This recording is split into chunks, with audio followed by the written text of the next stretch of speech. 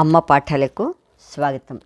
ఈరోజు మనం ఆంధ్రప్రదేశ్ 10వ తరగతి తెలుగు వాచకంలోని 3వ పాఠం శతక మాధుర్యం అనే పాఠంలో ఇప్పుడు 2వ భాగంలో 5వ పద్యం నుంచి వీడియోలో మనం తెలుసుకుందాం.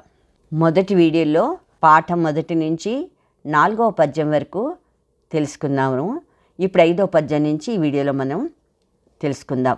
ఈ 5వ పద్యం శ అన్నాడు. శ అంటే శార్దూలంలో ఉన్నటువంటి పద్యం అన్నమాట. దీన్ని రచించినటువంటి కవి ఏనుగు లక్ష్మణ కవి గారు. ఈ 5, 6 పద్యాలు రెండు కూడా ఏనుగు లక్ష్మణ కవి గారే రచించారు. ఈయన రాసినటువంటి సుభాషిత రత్నావళి నుంచి మన యొక్క ఈ 2 పద్యాలు తీసుకోవడం జరిగింది. సుభాషిత త్రిశతి అనే పేరుతోటి భర్తృహరి సంస్కృతంలో రాస్తే దానికి తెలుగులో ఏనుగు లక్ష్మణ కవి గారు సుభాషిత రత్నావళి అనే పేరుతోటి వాటిని అనువదించారు. అందుకే దీనికి మకుటం అనేది స్పెషల్గా లేదన్నమాట. అనువాద పద్యాలు గనక వీటికి లేదు. 5వ పద్యం శార్దూలంలో ఉంది, చూడండి. నీతి ప్రౌఢ విహారులైన నిపుణుల్ నిందింపని మెచ్చని ఖ్యాతించెందిన సంపదల్ నిలువని గాఢంబుగా సాగని ఘాతం వప్పుడ పొందని నీతమై కాని యుగాంతంబునన్ నీతి శ్లాఘ్య పదంబు తప్పరు కదా నిత్యంబు తీరోత్తముల్. పువ్వు గుర్తుంది గనక ముఖ్యమైన పద్యం మరొకసారి వినండి. నీతి ప్రౌఢ విహారులైన నిపుణుల్ నిందింపని మెచ్చని ఖ్యాతించెందిన సంపదల్ నిలువని గాఢంబుగా సాగని ఘాతం వప్పుడ పొందని నియతమై కాని యుగాంతంబునన్ నీతి శ్లాఘ్య పదంబు తప్పరు కదా నిత్యంబు తీరోత్తముల్. దీంట్లో ధైర్యవంతులైనటువంటి వారి యొక్క పద్ధతి ఎలా ఉంటుంది, వారి లక్షణం ఏ విధంగా ఉంటుంది అనేది దీంట్లో ఇవ్వడం జరిగింది. నీతి ప్రౌఢ విహారులైన, ఎలాంటి వాళ్ళు నీతి చేత గొప్పతనాన్ని పొందినటువంటి వారు, అంటే గొప్ప నీతిపరులైనటువంటి వారు. నిపుణులు అంటే నైపుణ్యం కలిగిన వారు. నిందింపని మెచ్చని, ధైర్యవంతుల్ని నిందించినా లేదా మెచ్చుకున్నా, ఖ్యాతిని చెందిన కీర్తి పొందిన, సంపదల్ నిలువని గాఢంబుగా సాగని, వాళ్ళ యొక్క ఐశ్వర్యాలు ఉన్నా గాఢంబుగా సాగని, మొత్తం పోయినా, ఘాతం వప్పుడ పొందని, ఏదైనా కీడు వాళ్ళకి కలిగినా, నియతమై గాని యుగాంతంబునన్ అంటే యుగం పూర్తయ్యే టైంలో నియతమై గాని, అప్పుడు ఒకవేళ తప్పనిసరి మరణమైనప్పటికీ కూడా నీతి శ్లాఘ పదంబు తప్పరు కదా, ఆ నీతి చేత పొగడబడేటటువంటి ఆ యొక్క మార్గాన్ని తప్పరు కదా నిత్యము. వాళ్ళు ఎప్పుడూ కూడా, నిత్యము అంటే ఇక్కడ ప్రతిదినము, ఎప్పుడూ కూడా నీతి శ్లాఘ పదంబు తప్పరు కదా, నీతి చే పొగడబడేటటువంటి ఆ మార్గాన్ని విడిచిపెట్టరు కదా ధీరోత్తములు. ధైర్యవంతులనేవాళ్ళు ఎలాంటి వాళ్ళు? నీతి ప్రౌఢ విహారులైన నిపుణులు, నీతి చేత గొప్ప నీతివంతులైనటువంటి వారు కానీ, నైపుణ్యం కలిగిన వారు కానీ, ఎవరైనా సరే నిందించినా మెచ్చుకున్నా, ఖ్యాతిని చెందిన, పేరు సంపాదించినా సంపాదించకపోయినా, సంపదలు నిలిచినా లేదా సంపదలు పోయినా, అప్పుడు ఏదైనా కీడు కలిగినా, ఘాతం అంటే ఇక్కడ కీడు లేదా మరణం అప్పుడే కలిగినా, లేదు యుగాంతానికి మరణం పొందినప్పటికీ, అంటే పూర్తయ్యే చివరి వరకు బతికి చనిపోయినప్పటికీ, ఎప్పుడైనా కూడా నీతి శ్లాఘ పదంబు తప్పరు, ఆ నీతి చేత పొగడబడేటటువంటి ఆ మార్గాన్ని మాత్రం వాళ్ళు విడిచిపెట్టరు. ఎప్పుడు నిత్యంబు, ఎప్పుడూ కూడా ధీరోత్తములు, ధైర్యవంతులు. అంటే దీని భావం ఏమిటి? ధైర్యం కలిగినటువంటి వారు నీతిపరులు నిందించినా, నైపుణ్యం కలిగిన వాళ్ళు నిందించినా, అంటే విమర్శించినా, మెచ్చుకున్నా, పేరొచ్చినా రాకపోయినా, ఐశ్వర్యం నిలిచినా నిలవకపోయినా, వాళ్ళకి మరణం వచ్చినా లేదా చివరి వరకు బతికి తర్వాత చనిపోయినా, ఎప్పుడెప్పటికీ ఏ టైంలో అయినా సరే, ఎటువంటి పరిస్థితుల్లో అయినా సరే నీతి శ్లాంగ పదంబు దప్పరు. వాళ్లకున్నటువంటి ఆ నీతి మార్గాన్ని మాత్రం విడిచిపెట్టకుండానే ఉంటారు ధీరతుములు, అంటే ధైర్యం కలిగిన వాళ్ళు. అంటే ఆరోపద్యం చెంపకమాలలో ఉంది. చా అన్నాడు. చా అంటే చెంపకమాల, పువ్వు గుర్తుంది ఇది కూడా. దీన్ని రాసినటువంటి కవి ఏనుగు లక్ష్మణ కవి. తెలివి ఒకింతలేని ఎడ తృప్తుడనై కరిభంగి సర్వమున్ తెలిసి తినంచు గర్వితమతిన్ నిహరించితి. తొల్లియప్పుడు జ్వలమతులైన పండితుల సన్నిధి ఇంచుక బోధశాలినై తెలియని వాడనై మిలగితిం గతమయ్య నితాంత గర్వమున్. ముఖ్యమైన పద్యం కనుక మరొకసారి వినండి. తెలివి ఒకింతలేని ఎడ తృప్తుడనై కరిభంగి సర్వమున్ తెలిసి తినంచు గర్వితమతిన్ విహరించితి. తొల్లియప్పుడు జ్వలమతులైన పండితుల సన్నిధించుక బోధశాలినై తెలియని వాడనై మెలగితిం గతమయ్యే నితాంత గర్వము.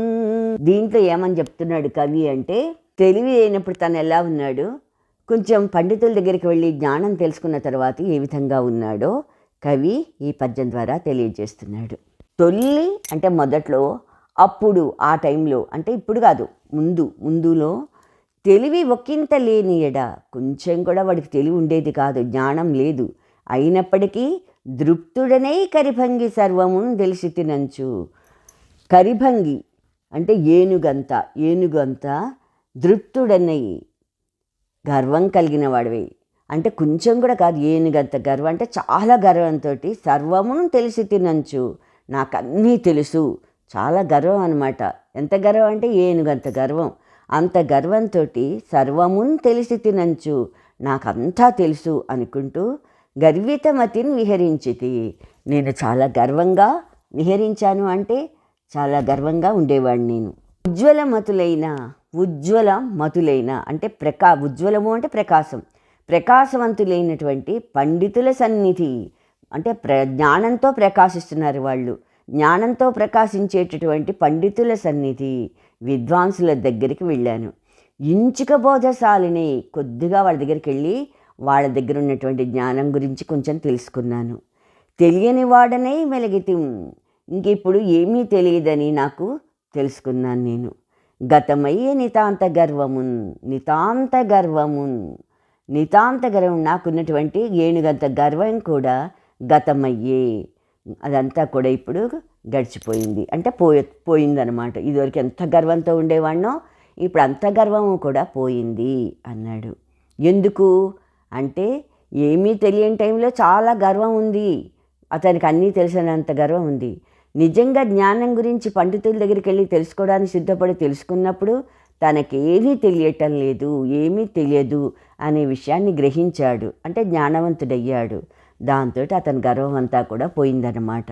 మరొకసారి చూడండి.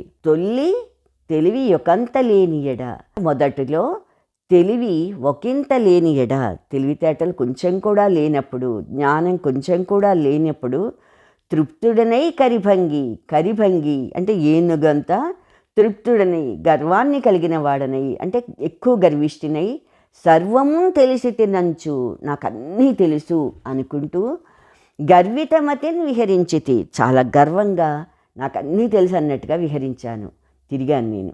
ఇప్పుడు జ్వలమతులైన పండితుల సన్నిధి, జ్వలమతులు అంటే జ్ఞానంతో ప్రకాశించేటటువంటి పండితుల దగ్గరికి వెళ్ళాను. పండితుల దగ్గర ఇంచుక బోధశాలిని, కొద్దిగా తెలుసుకున్నాను నేను. కొద్దిగా తెలుసుకుంటేనే తెలియని వాడనై మెలగితిం, అప్పుడు తెలిసింది నాకేదీ తెలియదు అని, ఏమీ తెలియని వాడని అనేది తనకేం తెలియదని ఇప్పుడు తెలిసింది.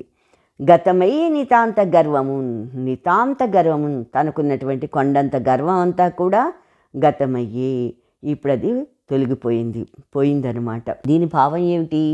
ఏమీ తెలియని టైంలో ఏనుగంత గర్వంతో తిరిగేవాడిని నేను, అంటే చాలా ఎక్కువ గర్విష్ఠినై తిరిగేవాడిని, అన్నీ తెలుసని. ఇప్పుడు జ్ఞానవంతులైనటువంటి పండితుల దగ్గరికి వెళ్ళి కొంచెం తెలుసుకునేటప్పటికీ ఏమీ తెలియని వాడిగా అయిపోయాను, అంటే నాకున్నటువంటి కొండంత గర్వము, ఏనుగంత గర్వము కూడా ఇప్పుడు పోయింది అని చెప్తాడు ఈ పద్యంలో కవి. తర్వాత 7వ పద్యం చూడండి. దీన్ని రాసిన వారు దార్ల సుందరీమణి గారు రచించారు. దార్ల సుందరీమణి గారు 19వ శతాబ్దానికి చెందినవారు. ఈవిడ భావలింగ శతకాన్ని రాశారు. ఆవిడ రాసినటువంటి భావలింగ శతకంలోంచి మన పద్యం ఇవ్వడం జరిగింది. ఈ భావలింగ శతకానికి ఆవిడ పాపభయ విభంగ భావలింగ అనేటటువంటిది మకుటంగా పెట్టుకుని ఆవిడ ఈ శతకాన్ని రాయడం జరిగింది. సరే, పద్యాన్ని చూసినట్టయితే ఇది ఆ వే అన్నాడు, అంటే ఆట వెల్దిలో ఉంది ఈ పద్యం. భావమెట్టులుండి బలుకట్టిదయ్యుండు పలుకులెట్టివైన పనులు అట్లు పనులననుసరించి ఫలములు చేకూరు పాప భయ విభంగ పావలింగ. పాప భయ విభంగ పావలింగ. పాప భయ వల్ల కలిగే భయాన్ని విభంగా అడ్డుకునేవాడు భావలింగ. ఓ భావలింగ స్వామి అంటే పాపాలను పోగొట్టగలిగేటటువంటి ఓ భావలింగ స్వామి. భావమెట్టులుండే మనసులో భావాలు ఎలా ఉంటే పలుకు అట్టిదై ఉండు, మాట కూడా అలాగే ఉంటుంది. మనసులో ఏ భావం ఉందో అదే భావం మాటల్లో ఉంటుంది. పలుకులెట్టివైన పనులు అట్లు, మాటలు ఎలా ఉంటే దానికి తగ్గట్టే ఉంటాయి పనులు కూడా. పనులను అనుసరించి ఫలములు చేకూరు, మనం చేసే పనులను బట్టి ఫలం లభిస్తుంది. దీని భావం ఏమిటి? పాపాల భయాన్ని పోగొట్టే భావలింగ స్వామి అంటే పాపాలను పోగొట్టే భావలింగ స్వామి. మనసులో భావం ఎలా ఉంటే మాట అలాగే ఉంటుంది. మాట ఎలా ఉంటే దానికి తగ్గట్టే పనులుంటాయి. పనులను అనుసరించి ఫలితాలు వస్తాయి. అంటే మనం త్రికరణ శుద్ధిగా గనక మంచి పనులు చేస్తే మనం మంచి ఫలితాలను సాధించవచ్చు అని తెలియజేశారు దార్ల సుందరీమణి గారు. ఇక్కడ పక్కన చూసుకుంటే చూసారా, జ్ఞానం లేని ముందు ఎంతో గర్వం, ఏనిగంత గర్వంతో నిలబడ్డాడు. ఎంత గర్వంతో నిలబడినటువంటి వ్యక్తిగా ఇక్కడ చిత్రం ఇవ్వడం జరిగింది. 8వ పద్యం చూడండి, ఆట వెల్దిలో ఉంది ఇది. దీన్ని త్రిపురనేని రామస్వామి చౌదరి గారు రచించారు. ఈ రామస్వామి చౌదరి గారు 1887 1943 మధ్యలోని జీవించినటువంటి వ్యక్తి. ఈయన కుప్పుస్వామి శతకం, సూతపురాణం, ఖూణి, రాణా ప్రతాప్ మొదలైన రచనలు చేశారు. ఇప్పుడు ఆయన రాసినటువంటి కుప్పుస్వామి శతకంలోంచే మన పద్యం ఇవ్వడం జరిగింది. 8వ పద్యం ఆట వెల్దిలో ఇవ్వడం జరిగింది. ఆ వే ఆట వెల్దిలో ఉంది. మాతృభాష ఎందు మాతృదేశమునందు మమత లేనివాడు మనుజుడగుని తగని మమతయుండు మృగపక్షి జాతికి కూడా తెలియలేవే కుప్పుస్వామి. మాతృభాష యందు అంటే మనం మాట్లాడేటటువంటి మాతృభాష మీద, మాతృదేశం నందు మన దేశం మీద, మమత లేనివాడు అంటే మాతృభాష మీద అలాగే తన దేశం మీద మమత లేనివాడు, ప్రేమ లేనివాడు మనుజుడగునే. అలాంటి వాడు మనిషి అనిపించుకుంటాడా? తగని మమతయుండు మృగపక్షి జాతికి కూడా, జంతువులకు పక్షులకు కూడా మమతయుండు, వాటికి వాళ్ళ జాతి అంటే ఎంతో ప్రేమ ఉంది. తెలియలేవే నీకు ఆ మాత్రం కూడా, జంతువులకి పక్షులకి ఉన్న ప్రేమ కూడా నీకు నీ భాష యందు నీ దేశమందు కూడా లేదా? కుప్పుస్వామి అంటే ఓ కుప్పుస్వామి, కుప్పుస్వామిని ఉద్దేశించి చెప్తున్నట్టుగా అది మకుటంగా పెట్టుకున్నాడు కుప్పుస్వామి అనేది. ఇలా ఉన్నారు ప్రజలు అని చెప్పడానికి కుప్పుస్వామి, ఓ కుప్పుస్వామి, మాతృభాష యందు మాతృదేశం నందు మమత లేనివాడు మనుజుడగునే. మాతృభాష అన్నా మాతృదేశమన్నా ప్రేమ లేనివాడు మనిషేనా? మృగ పక్షి జాతి కూడా, జంతువులు పక్షులు కూడా తో మమతగా ఉంటాయి వాటి జాతి మీద. అంటే జంతువులు వాటి జాతి మీద ప్రేమ చూపిస్తాయి, పక్షులు కూడా వాటి జాతి యందు ప్రేమను చూపిస్తాయి. ఆ మాత్రం కూడా తెలియలేవే, ఆ మాత్రం కూడా నీకు తెలియదా అంటాడు. దీని భావం ఏంటి? ఓ కుప్పుస్వామి, తన మాతృభాష మాతృదేశం మీద అభిమానం లేనివాడు మనిషి కాడు. జంతువులు పక్షులు కూడా తమ జాతి మీద అభిమానాన్ని చూపిస్తాయి, నీకు తెలియదా? తర్వాత 9వ పద్యం చూడండి. దీన్ని రాసిన వారు షేక్ మహమ్మద్ హుస్సేన్ గారు. ఈయన 20వ శతాబ్దానికి చెందినవారు. హరిహరనాథ శతకాన్ని ఈయన రచించారు. ఆ హరిహరనాథ శతకంలోంచి ఇవ్వబడింది మన యొక్క ఈ పద్యం. ఇది కమ్ అన్నాడు. కమ్ అంటే కంద పద్యము అని అర్థం. ఇది కాదిదియును అది కాదిదియును ఇది అదియు వదిలి ఏదియో వదరున్ వదలని ముదముల బదలగా నదవదపడి చెదరి ఎడద హరిహరనాథ. దీంట్లో మనకి వృచ్చానుప్రాసాలంకారం కనిపిస్తోంది. హరిహరనాథ, ఓ హరిహరనాథ, ఇది అది కాదనియు, ఇది కాదు అదనియు, ఇది కాదు అదని, అది కాదు ఇది అను, అది కాదు ఇది అని, ఇది అదియు వదిలి, ఈ రెండింటినీ వదిలి, ఏదియో వదలని ముదమున, ఏదో సంతోషంతో, విడవలేనంత అంటే ఎక్కువ సంతోషంతో నదవదపడి కలత చెంది, ఏదియో పదరున్ బదలగా, ఏవో మాట్లాడుతూ ఉంటావు. ఎడద చెదిరి అంటే నీ మనసు చెదిరిపోయి ఏకాగ్రత కోల్పోయి ఏదో మాట్లాడుతూ ఉంటావు. అంటే దీని భావం ఏమిటి? విష్ణువు శివుడు కలిసినటువంటి దేవా హరిహరనాథ, అది కాదు ఇదని, ఇది కాదదే అంటూ రెండింటినీ వదిలేసి మనసుకి చక్కగా ఆనందం పెరిగినప్పుడు ఇంకా సుఖంగా ఉండకుండా ఏకాగ్రతని చెడగొట్టుకొని ఏదేదో వాగుతూ ఉంటావు. మనసు ఏం చేస్తుంది? ఏదో వాగుతోంది. ఉన్నదానికి సంతోషపడుతూ ఇది కాదంటే అదంటుంది, అది కాకపోతే ఇదంటుంది. రెండూ వదిలేసి సంతోషంతో ఉండకుండా ఏదో ఇంకా ఏదో కావాలని మనసు పరిగెడుతూ ఉంటుంది. మనసు ఎక్కువ ఆలోచిస్తూ ఉంటుంది అనమాట, ఏకాగ్రతను పోగొట్టుకుని. 10వ పద్యం మా అన్నాడు. మా అంటే మత్తే పనిలో ఉంది పద్యము అని అర్థం. దీనికి స్టార్ గుర్తు, పువ్వు గుర్తు ఉంది. దీన్ని గాడేపల్లి సీతారామమూర్తి గారు రచించారు. ఈయన 1935-2018 మధ్యలో జీవించారు. ఈయన వెంకటాద్రీశ్వర శతకం అని, అశ్వత్థామ, సుందరోత్పల రామాయణం మొదలైన రచనలు చేశారు. ఈయన రాసినటువంటి వెంకటాద్రీశ్వర శతకంలోంచి ఈ యొక్క పద్యం తీసుకోబడింది. వెంకటాద్రీశ్వర అనేది మొకటంగా తీసుకొని ఈయన వెంకటాద్రీశ్వర శతకాన్ని రచించారు గాడేపల్లి సీతారామమూర్తి గారు. పద్యం చూడండి. ధరలో ఎంతటి దుర్జనుడైన సత్సంగ ప్రభావంబుచే పరసేవా పరతంత్ర చిత్తుడగు భాస్వంతుండు తోడై నిరంతర మిత్రత్వమసంగుటం గదా సముద్రం బిచ్చు నవ్వారిగా పరమసాధు జలంబులన్ భుజగతల్ప వెంకటాద్రీశ్వరా. ఇది ఇంకోసారి వినండి, ముఖ్యమైన పద్యం కదా. ధరలో ఎంతటి దుర్జనుండైన సత్సంగ ప్రభావంబుచే పరసేవా పరతంత్ర చిత్రుడగు భాస్వంతుండు తోడై నిరంతర మిత్రత్వమసంగుటం గదా సముద్రం పిచ్చునవ్వారిగా పరమస్వాదు జలంబులన్ భుజగతల్ప వెంకటాద్రీశ్వరా. భుజగతల్ప అంటే శేషసాయి. భుజగము అంటే సర్పం. సర్పం అంటే ఇక్కడ ఆదిశేషు. తల్ప పానుపుగా కలవాడా, ఆదిశేషుని పానుపుగా కలిగినవాడా. వెంకటాద్రీశ్వర వెంకటాచలం మీద వెంకటాద్రి వెంకటాచలం, అద్రి అంటే కొండ. వెంకట అనేటటువంటి కొండ మీద వెలిసినటువంటి వాడా అంటే వెంకటాచలంపై వెలిసినటువంటి ప్రభు వెంకటేశ్వర. ధరలో ఈ భూమి మీద ఎంతటి దుర్జనుండైనా, ఎంత దుర్మార్గుడైనప్పటికీ కూడా సత్సంగ ప్రభావంబుచే మంచి వారి యొక్క స్నేహం వల్ల పరసేవ పరతంత్ర చిత్రుడగు ఇతరులకు సేవ చెయ్యాలి అనేటటువంటి ఆ మనస్సును కలిగిన వాడవుతాడు. దేనివల్ల? ఎంత దుర్జనుడైనా కూడా మంచి వాళ్ళ ప్రభావం చేత వాడు ఎదట వాళ్ళకి సేవ చేసే గుణాన్ని అలవర్చుకుంటాడు. భాస్వంతుండు తోడై, భాస్వంతుండు సూర్యుడు తోడై, సూర్యుడు తోడుగా నిరంతర మిత్రత్వం అసంగుటం కదా.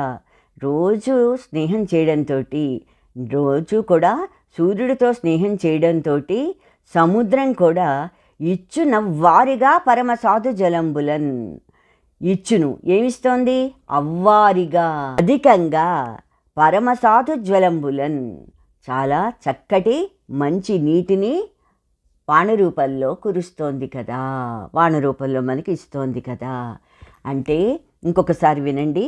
ధరలో ఎంతటి దుర్జనుండైనా అంటే భూమి మీద ఎంతటి చెడ్డవాడైనప్పటికీ దుర్మార్గుడైనప్పటికీ సత్సంగ ప్రభావంబుచే మంచివాళ్ల స్నేహం వలన పరసేవా పరతంత్ర చిత్రుడగు, ఇతరులకు సేవ చేయటం అనేటటువంటి ఆ యొక్క గుణాన్ని అలవాటు చేసుకుంటాడు మనసులో. భాస్వంతుడు సూర్యుడు తోడై, సూర్యుడు సహాయంతో నిరంతరము మిత్రత్వమసంగుట గదా. సూర్యుడు నిరంతరము కూడా సముద్రంతో స్నేహం చేయడం మూలంగానే కదా సముద్రం ఇచ్చును అవ్వారిగా. సముద్రం ఏమిస్తోంది అధికంగా? పరమసాధు జలంబులన్, చాలా గొప్పమైనటువంటి మంచి నీటిని ప్రజలకి ఇస్తోందన్నమాట. దీని భావం, శేషసాయిని పాన్పుగా కలిగినవాడా, వెంకటాచలంలో ఉన్నవాడా, ఓ వెంకటేశ్వర, భూమి మీద ఎంతటి చెడ్డవాడైనప్పటికీ కూడా మంచివాళ్ళ స్నేహం మూలంగా అలాంటి వాళ్ళకి సేవ చేయాలనే బుద్ధి కలుగుతుంది. అలాంటి వాడికి కూడా సముద్రానికి సూర్యుడు తోడుగా ఉండడం మూలంగా, ఎప్పుడూ కూడా స్నేహభావంతో ఉండడం మూలంగా ఈ సముద్రం, ఉప్పు నీటి సముద్రం కూడా ఏం చేస్తోంది? అధికంగా మంచిగా ఉండే నీటిని ఇస్తోంది. ఉప్పు నీటి సముద్రం కూడా మేఘాల రూపంలో ఆవిరయ్యి మంచి నీటిని మనకి ఇస్తోంది. ఎందుకు అంటే మంచివాళ్ళ స్నేహం చేస్తే దుర్జనుడు కూడా మంచి ప్రవర్తన కలిగిన వాడవుతాడు. అలాగే ఉప్పు సముద్రం కూడా మంచి నీటిని ఇచ్చేటటువంటి ఆ మార్పు కలుగుతుంది. పక్కన చిత్రంలో ఉప్పగా ఉండేటటువంటి సముద్రం సూర్యుడితో స్నేహం చేయడం మూలంగా మబ్బుల రూపంలో పైకెళ్ళి ఆవిరయ్యి మబ్బుల రూపంలో పైకెళ్ళి పైనుంచి మళ్ళీ మంచినీటిగా అదే నీటిని కురుస్తోంది. అంటే సూర్యుడు లాంటి మంచివాళ్లతో స్నేహం చేయడం మూలంగా సముద్రం కూడా మంచి నీటిని ఇచ్చేటటువంటి శక్తిని పొందిందనమాట. 11వ పద్యం సి అన్నాడు. అంటే సి అంటే సీస పద్యం. దీన్ని తాళ్లపాక పెద్ద తిరుమలాచార్యులు గారు రచించారు. తాళ్లపాక పెద్ద తిరుమలాచార్యులు గారు ఎవరు అంటే తాళ్లపాక అన్నమయ్య యొక్క 2వ కుమారుడు. ఈయన 1460 నుంచి 1548 వరకు జీవించారు. సుదర్శన రగడ, వెంకటేశ శతకం, వెంకటేశ్వర వచనాలు, ఆధ్యాత్మ సంకీర్తనలు మొదలైన రచనలు చేశారు. ఈయన రాసినటువంటి వెంకటేశ శతకం నుంచి మన యొక్క ఈ పద్యం, శీర్ష పద్యం తీసుకోబడింది. దీనికి వెంకటేశ అనేది ఈ శతకానికి మకుటం. శౌర్యంబు కలుగుట జన్మ సాఫల్యంబు, శాంతమాత్మ వివేక సాధనంబు, మానంబు తనకును మహనీయ సంపద, సిగ్గుతో బ్రతుకు సంజీవనంబు, వినయవచనంబు సర్వవశ్యకరంబు, వెలయు నాచారంబు పెనుబలంబు, దానంబు సేయుట తనకది దాచుట, సజ్జన సంగతి సౌఖ్యమసగు, కాన బుధులి గుణంబులు మానకెప్పుడు, తగిలి మిమ్ము భజింతురు తలచి తలచి, కలిత లక్ష్మీస సర్వజగన్నివేశ, విమల రవికోటి సంకాస వెంకటేశ. వెంకటేశ అనే శతకానికి 2 లైన్లు కూడా ఆయన మకుటంగా తీసుకోవడం జరిగింది. ఎవరు? తాళ్లపాక పెద్ద తిరుమలాచార్యులు. కలిత లక్ష్మీస అంటే గణతికెక్కినటువంటి లక్ష్మీపతి, అంటే ఎన్నదగిన లక్ష్మీపతి. సర్వజగన్నివేశ, సర్వజగన్నివేశ, సర్వ అంటే లోకమంతా, జగత్ లోకమంతా వ్యాపించినవాడా, సర్వ జగన్నివేశ లోకమంతా వ్యాపించినవాడా. విమల రవికోటి సంకాస, స్వచ్ఛమైనటువంటి సూర్యకాంతితో ప్రకాశించేవాడా ఓ వెంకటేశ. శౌర్యంబు కలుగుట జన్మ సాఫల్యంబు, శౌర్యంబు కలుగుట అంటే పరాక్రమం కలిగి ఉండటం అనేది జన్మ సాఫల్యం, జన్మ చరితార్థం కావడానికి ఉపయోగపడుతుంది, కారణం అన్నమాట. శాంతము ఆత్మ వివేక సాధనంబు, శాంతంగా ఉండడం అనేది ఆత్మ వివేక సాధనంబు, ఆత్మజ్ఞానం కలగడానికి శాంతమే సాధనం. మానంబు తనకును, ఆత్మాభిమానం కలిగి ఉండడం అనేది తనకు మహనీయ సంపద. ఎప్పుడు ఆత్మాభిమానం కలిగి ఉండడం అనేది గొప్ప సంపద, గొప్ప ఐశ్వర్యం అన్నమాట. సిగ్గుతో బతుకు సంజీవనంబు, తప్పు చేయడానికి సిగ్గుపడే జీవితం ఉందే అంటే తప్పు చేయకపోవడం, అలాంటి బతుకే గొప్ప బతుకు. సంజీవనంబు అంటే గొప్ప బతుకు. దేనికి సిగ్గు? తప్పు చేయాలంటే సిగ్గుపడే బతుకుందే, అది సంజీవనంబు, గొప్ప బతుకు. సవినయవచనంబు, సవినయవచనంబు, వినయంతో కూడిన మాట ఉందే, సర్వవశ్యకరంబు, అందరినీ కూడా వినయంగా మాట్లాడితే ప్రతి వాళ్ళు కూడా వశమవుతారు, అంటే వాళ్ళని ఇష్టపడతారు. వెలయు ఆచారంబు, ప్రకాశించేటటువంటి ఆచారం ఉందే, ఆ ఆచారంతో ప్రకాశిస్తూ ఉంటే అది పెనుబలంబు. పెనుబలంబు అంటే ఎక్కువ బలం. ఆచారాన్ని పాటించడమే ఎక్కువ బలాన్ని ఇస్తుంది.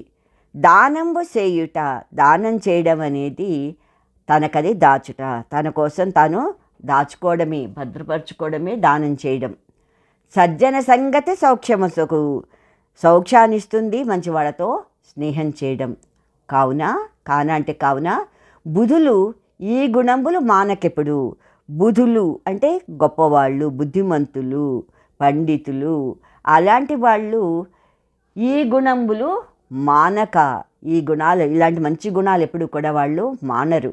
ఎప్పుడూ తగిలి, ఎప్పుడు ఏ సమయంలోనూ కూడా వాటిని అంటిపెట్టుకునే ఉండి మిమ్ము భజింతురు, అంటే మంచి గుణాలతోటి వాళ్ళు మిమ్మల్ని ఎప్పుడూ తలుచుకుంటూ ఉంటారు, మీ సేవ చేస్తూ ఉంటారు, మిమ్మల్ని స్మరిస్తూ ఉంటారు. తలచి ఎప్పుడు కూడా పదే పదే మిమ్మల్ని వాళ్ళు భజింతురు, అంటే సేవిస్తూ ఉంటారు. దీంట్లో ఏమని చెప్తున్నాడు?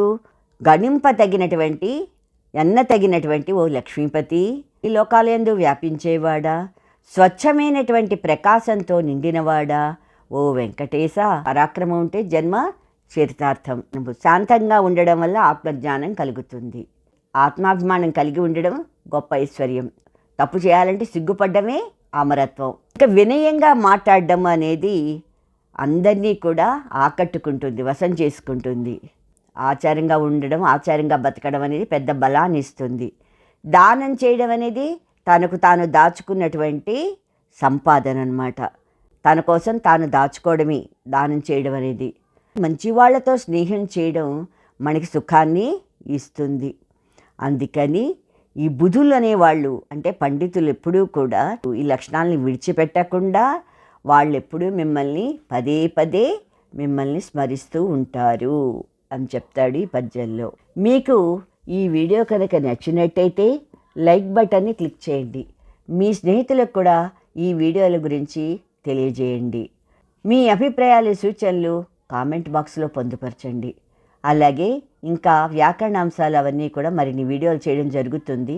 ఆ వీడియోల గురించి సబ్స్క్రైబ్ చేయడం మర్చిపోకండి. Thank you. సెలవు.